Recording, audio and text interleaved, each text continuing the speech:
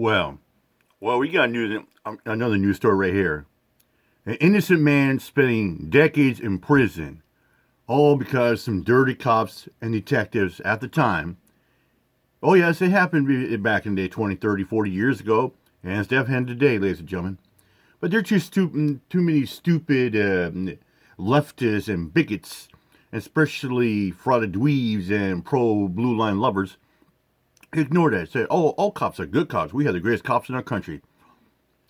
A man spent 29 years in prison because some cops and detectives want to make a name for themselves for rank, quota, and commission.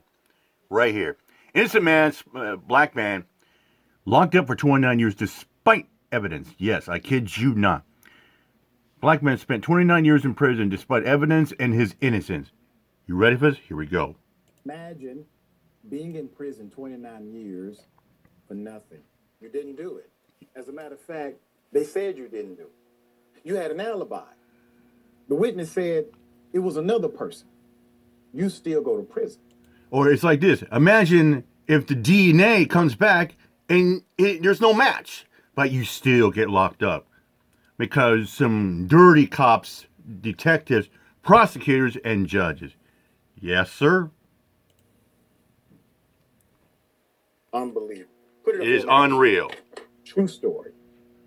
A black man spent 29 years in jail despite evidence of his innocence. Chicago. Oh, Chicago. 29 years in prison despite his alibi. Victim's sister identifying a different shooter. And co-defendants recanting their statements and said, hey, we were coerced into those lies. There it is. There's the punchline. Robert Johnson spent nearly Defendant coerced 30 years in prison for a murder he did not commit. He was finally freed. Here's what happened. Let me take you back to 1996. Robert Johnson was 16 years of age when the 16. police walked him out of his grandmother's home. This was April 1996. And arrested him for the murder of a Mr. Eddie J. Binion. Mr. Binion was fatally shot during a home invasion when a group of men wearing masks stormed his apartment and took off with drugs and cash. And you heard that they had on masks, okay? The next day, police arrested Johnson's friend and two other teenage boys whom prosecutors coerced into pinning the murder on Johnson in exchange. There it is, right there. For plea deals, dirty according prosecutors. to the Exoneration Project. Whoa! Already day one, technically day two, corruption starts. Mm-hmm. Literally arrest a random. Like I said, if you think there isn't police corruption, you got blinders on, my friend. Black teenager. Arrest those connected to him. Make sure there's a loose affiliation or some affiliation with the victim, because they got to have access to the apartment somehow. Make the two who had nothing to do with any of this lie on the one. It seems like they have run this play before. Mm-hmm. Flawless. It was done. Textbook. Yeah, There's it's a more. wrap. That's what they're thinking. So, the night of the murder, Johnson had gone to the convenience store to pick up groceries for his grandmother. His father attested to seeing Johnson leave and return to the apartment building with the groceries. However, the alibi and the corroborating witness statement wasn't enough to release Johnson from police custody. He was convicted of murder, home invasion, armed robbery, and initially sentenced to 80 years 80 in years. prison. Put his picture back up. Here it is. He had been on this planet for 16 years. He was a baby. He was a minor, 16 years old. He's facing. And these dirty cops and prosecutors were running and gunning to frame him and lock him up for the rest of his life, to make a name for themselves. I kid you not. Oh, it's been happening for time and time, and it's still happening today. And people got blinders on saying, oh, it doesn't happen. Oh, it's fake news. Oh, they're just doing this for ratings and for gain. For what? There's nothing to gain out of the reporting these stories. More Except time in expose prison dirty cops and at politicians. 16 than he can live. Statement from Johnson, quote, I was just feeling real hopeless. I was going to prison for something I didn't do. I couldn't wrap my mind around it. I used to sit there and it was something that almost drove me crazy, Johnson said. Every time a phone rang, I used to think maybe that's them to say, yeah, you made a mistake, let him go. So how did it get overturned? For years, Johnson worked tirelessly to overturn his conviction, writing and submitting motions himself without legal help, adding that he wrote hundreds of letters begging and pleading with different lawyers, organizations, just trying to get somebody to take a look at the case. In 2018, the man who admitted to killing Mr. Binion died. Yes, there was a person who admitted. Shortly after the 1996 shooting, Binion's sister, Evelyn, told the police that Tremaine Taylor bragged that her brother was his first kill and said that he screamed like a little bitch when he shot him. However, police told her she was wrong when they presented photos of Johnson and Taylor, and she pointed to the photo of Taylor to identify him as the shooter. Then, starting in 2001, two of the co-defendants who implicated Johnson recanted their statements through multiple written affidavits. An affidavit is sworn testimony, meaning they are attesting under penalty of perjury, and if they're lying on this affidavit, they can be thus arrested. So they signed affidavits that said Johnson neither planned nor executed Binion's murder. However, prosecutors questioned their initial affidavits, noting that they never named Taylor as the actual shooter until after his death. So during that hearing, the co-defendants testified that the detectives who investigated the murder, allegedly investigated the murder, abused and coerced them into incriminating Johnson. Those detectives, James O'Brien and William Moser, have a documented history of abuse and coercion claims. Coercion claim. Including more than a dozen lawsuits naming O'Brien. They cost the city of Chicago $30 million. There it in is. Settlement, defunding the police. That's the money shot. The judge vacated Johnson's conviction, seeing the wisdom in the argument. The next day, he walked out of the correctional center a free man. Here's what Johnson said to reporters upon his release. What'd I tell you?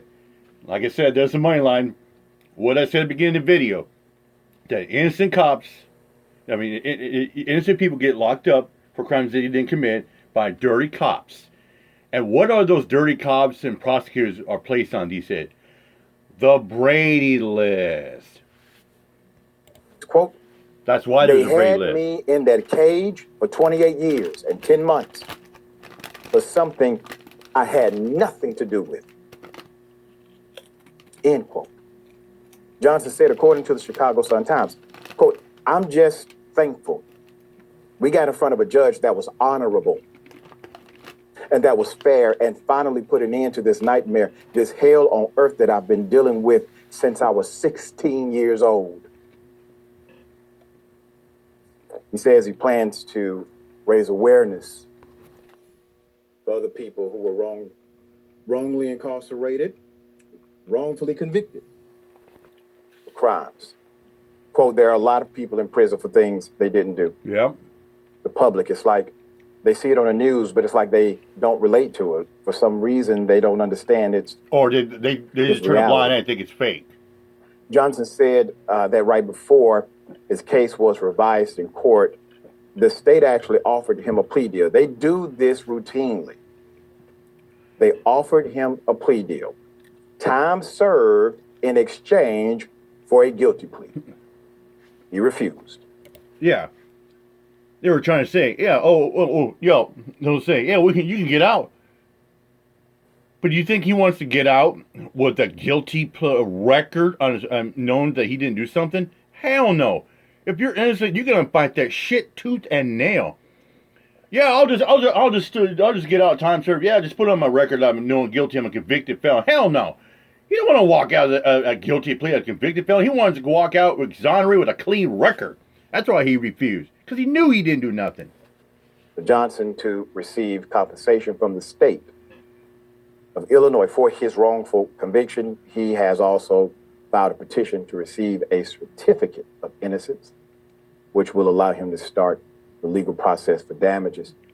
Put his picture back up, if you could. This is a hero. Yeah. Strength beyond understanding. And the one thing he wants to do, he's not bitter, he's not upset, he's not trying to punish people like oligarchs who have billions and political power. He wants to help the least of these. He wants to help the least of these. He's not even launching an attack against the system. He's launching an advocacy for the ones that the system steps on. Beautiful. Anything we can do at Indisputable, dear brother, we are here to help. So sad. Jordan, he can never get those 29 years back. He missed so much. And I know you are one of the strongest advocates I know against incarceration and this senseless caging that we do of human beings. What say you? Yeah, like you said, he's never going to get those years of his life back. Think about all of the opportunities, all of the experience he was deprived of because what appears to be deliberate malfeasance from the police.